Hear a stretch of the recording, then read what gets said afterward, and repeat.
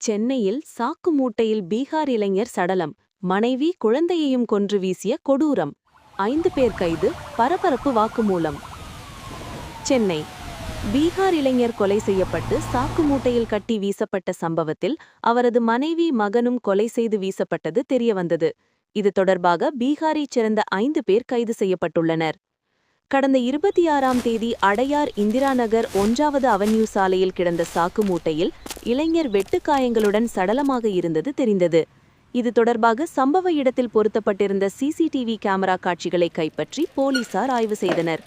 இதில் பைக்கில் வந்த 2 இளைஞர்கள் சாக்கு மூட்டையை வீசிச் சென்றது தெரிந்தது. அதை அடிப்படையாக வைத்து விசாரித்தபோது கொலை செய்யப்பட்டது பீகார் மாநிலத்தைச் சேர்ந்த கௌரவ்குமார் 24 வயது என்பது தெரிந்தது.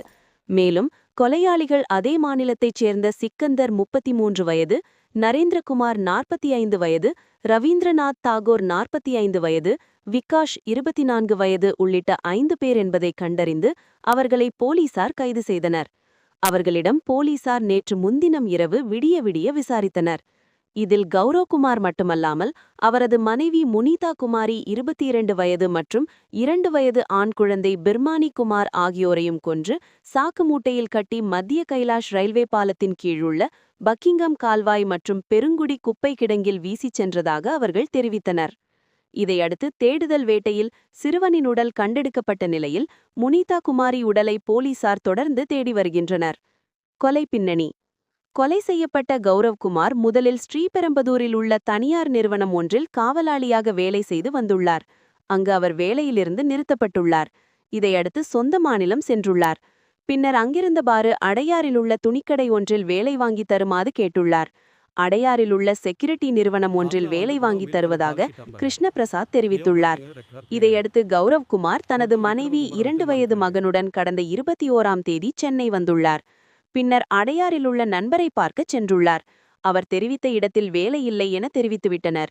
பின்னர் தரமணி பாலிடெக்னிக்கில் காவலாளியாக பணி செய்யும் தற்போது கைது செய்யப்பட்டுள்ள சிக்கந்தரை கிருஷ்ணபிரசாத் அறிமுகம் செய்து வைத்துள்ளார்.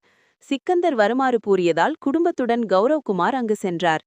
கௌரவ்குமார் குடும்பத்தை தரமணி பாலிடெக்னிக் பின்புறம் உள்ள தனியார் கட்டிடத்தில் சிக்கந்தர் தங்க வைத்துள்ளார்.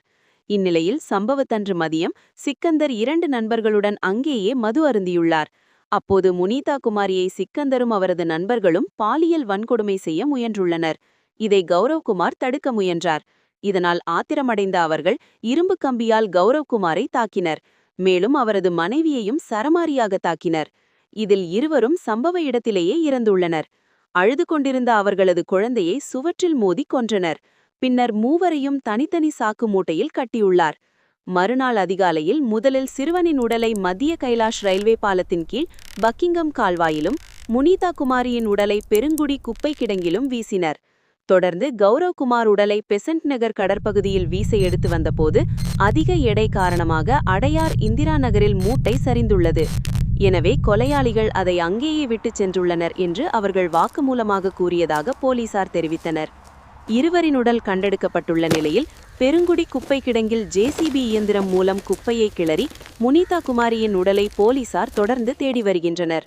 பீகாரைச் சேர்ந்த ஒரே குடும்பத்தைச் சேர்ந்த 3 பேர் அதே மாநிலத்தைச் சேர்ந்தவர்களால் கொலை செய்யப்பட்ட சம்பவம் சென்னையில் அதிர்ச்சியை ஏற்படுத்தியுள்ளது.